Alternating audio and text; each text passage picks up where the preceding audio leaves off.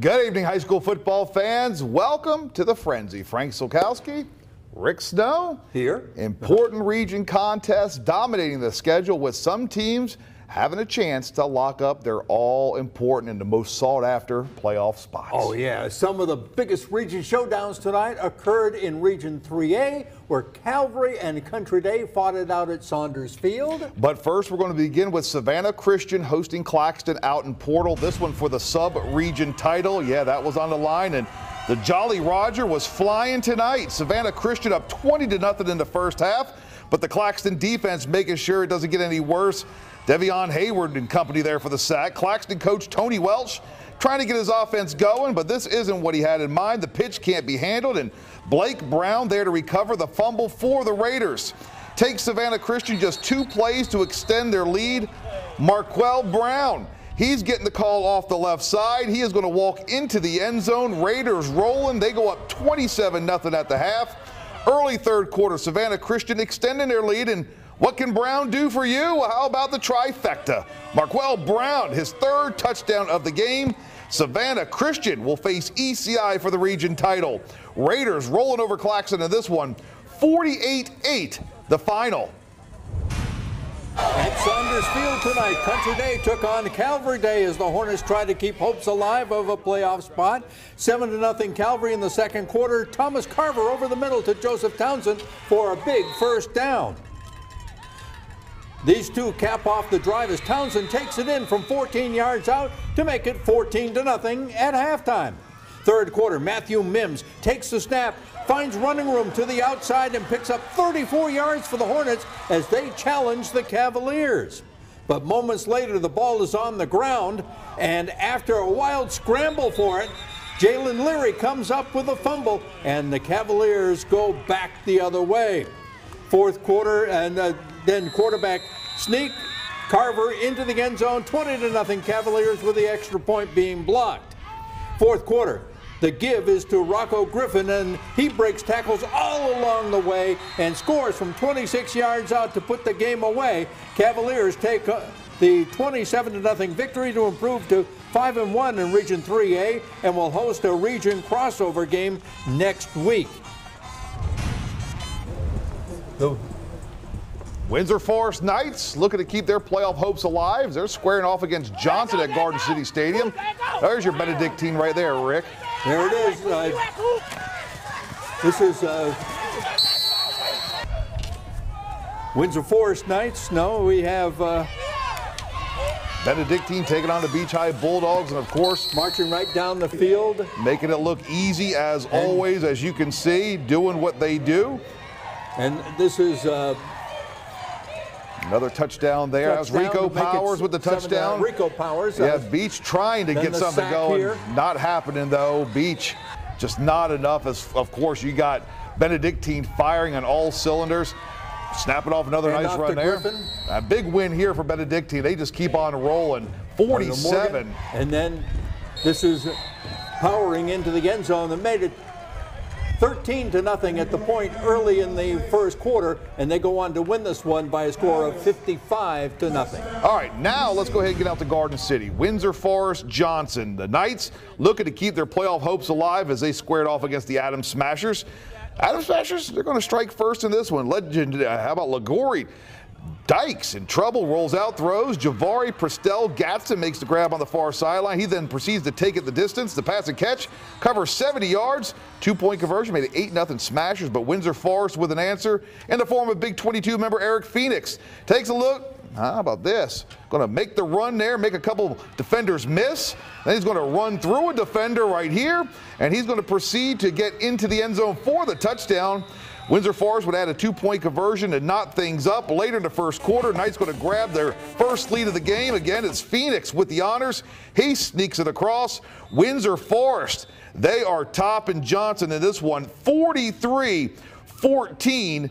The final. All right, let's get out to Brooklyn. Southeast Bullock already locked up a trip to the state playoffs. Each win helping their seeding, though. Jackets hosting Groves. The SEB defense flexing their muscles early on. Logan Gomez coming up with the big stop in the backfield. The Jacket offense buzzing as well. Home team gets the scoring started in the first quarter. Jamari Daniel with the rock. He's going to go up the gut and through a defender into the end zone. And Southeast Bullock was off and running. Next time the offense was on the field, it was another trip to the end zone. Blaze Minnick throwing deep. Tyler Bailey going to go up, make the catch for the touchdown. All Southeast Bullock in this one. They roll over Groves. 55-0, the final. How about out in Pembroke? Bryan County trailing Bacon County 7-3 at halftime. The Redskins kicking off to open the third quarter. Xavius Bell gets the ball and he takes it up the field. Nice return for near midfield for the Raiders. Bacon County's offense then goes to work. Quarterback Cooper Brown rolls out and he's going to hit his receiver over the sideline. That's good enough for a first down. A couple of plays later, Bacon County extending the lead. Brown goes in, the offensive line pushing him back, and Bacon County with the road win at Bryan County 21-3. All right, let's get over to Statesboro now. Blue Devils hosting South Effingham. Home team going to break off a big play to grab the early lead in this one. Jalen Robertson getting the call off the left side. Looks like he's going to run out of room near the sideline. Nope, he bumps it back inside, picks up a couple blocks, and proceeds to take it the distance for the touchdown. Statesboro goes on top. It was 6-0. Mustangs looking to respond late in the first half, but South Effingham's pass going to be picked off near the goal line by Michael Dixon. This one would remain 6-0 at the break. Blue Devils going to extend their lead after the half. It's Robertson getting the call at the goal line. He's in for the touchdown. 12-0 Statesboro. South Effingham, they're going to cut into the lead a little later in the second half. Taylor Jackson looking to throw. And he's going to eventually hit Shamir Moore in the back of the end zone for the touchdown, but it wouldn't be enough. Statesboro are going to pick up the win in this one, 12-7, the final. The Bullock Academy Gators celebrating homecoming, and there was plenty to cheer about. BA scoring often against Bethlehem Christian. Ty Mingle doing his thing early. Mingle takes the handoff and proceeds to take it to the house for the first of many Gator touchdowns. Moments later, Knights punting to BA, and there's Mr. Mingle once again. He picks up the ball, finds a lot of running room, and races it to the house. How about 69 points on homecoming? The Gators with a 62-point win over Bethlehem Christian, 69-7, the final. Whew, busy night. Some teams punching indeed. their tickets, some teams still looking, some things to still be answered next week. Crossover games next week. Yeah, we still got Region more. 3A. Yeah, we still got more highlights to go here. We're just at halftime. We're at the midway point, and again, we got a trip over to Hinesville. Dave Williams checking out a couple games over there in Hinesville tonight. And both Bradwell and Liberty County, they were home with important region games tonight. Also going to hop over to the Low Country for a taste of the Friday night action in the Palmetto State. That's all coming up when the frenzy continues. Stick around.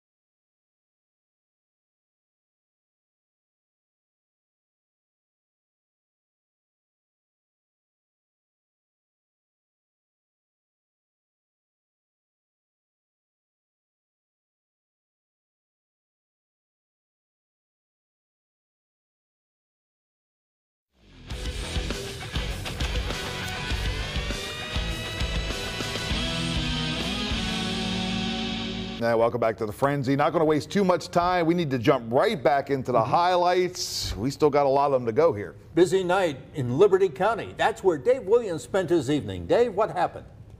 Well, Bradwell Institute, Liberty County, both on the home gridiron Friday night. We'll check in on the Panthers in just a second. First, to the Tigers, who welcome Brunswick to town, and a win by the Tigers would secure a playoff berth for them with only 1 week of the regular season remaining. Bradwell led 20-7 at halftime. When they get the second half off to a good start, David Spalding fields the second half kick and makes a nice return into Brunswick territory.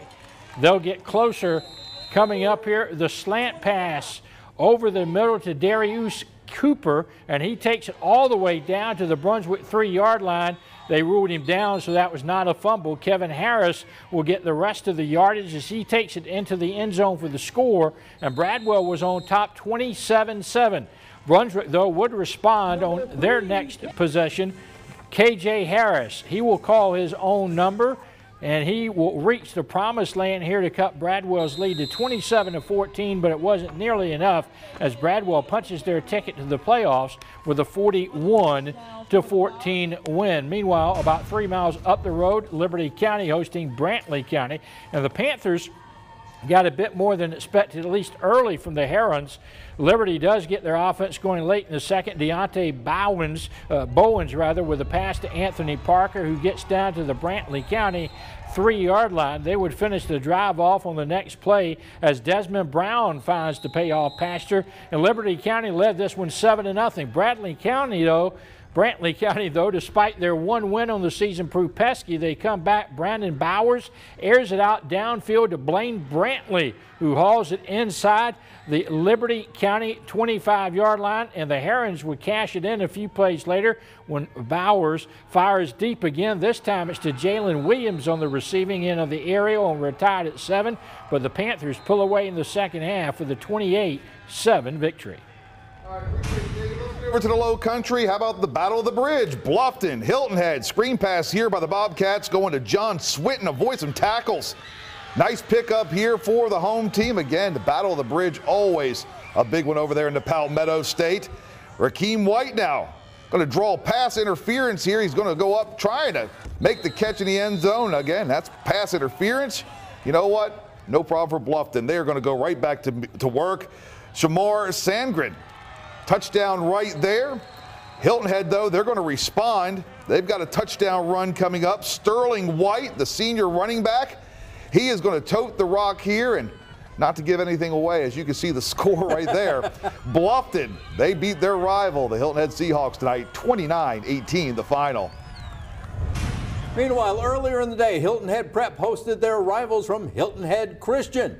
And it was Hilton Head Prep striking first. The Eagles tried a little trickery halfback pass, but it goes right into the hands of Hilton Head Prep's Matthew Sullivan, and he takes it to the house to give the Dolphins a 7-0 lead. Then on Hilton Head Christian's next possession, they have problems hanging on to the ball again. This time the fumble recovered by Penn Polici. This, however, wouldn't lead to any points. Hilton Head Christian would eventually get something going. Now, on offense, the drive would stall, but Lucas O'Grady comes through with a 50-yard field goal to cut it to 7-3. O'Grady then would use his leg to get the Eagles even closer in the second quarter. It was 7-6 from 31. It would stay that way until just before halftime when Hunter Hopman takes the handoff and goes in. It was 14-6. Dolphins pull off the upset by a 35-19 victory. In Hardeeville, John Paul II trailing Colleton Prep in the second half, and the visitors looking for more. Andrew Murdaugh, he breaks off a long run from the backfield. He's only a freshman. Then 14-6 late, Golden Warriors trying to mount a last-second drive. Sam Suma to Zach Doe. He picks up good yardage, and then Suma to Rashad Batiste, who has to get out of bounds to stop the clock, and he drags tacklers to the sideline, getting out of bounds to stop the clock. But it wasn't going to happen tonight. JP II loses to Colleton Prep by a score of 14-6, the overthrow in the end zone at the end of the game. tough loss there for JP2. Again, low-scoring affair there, but we did see a lot of points again.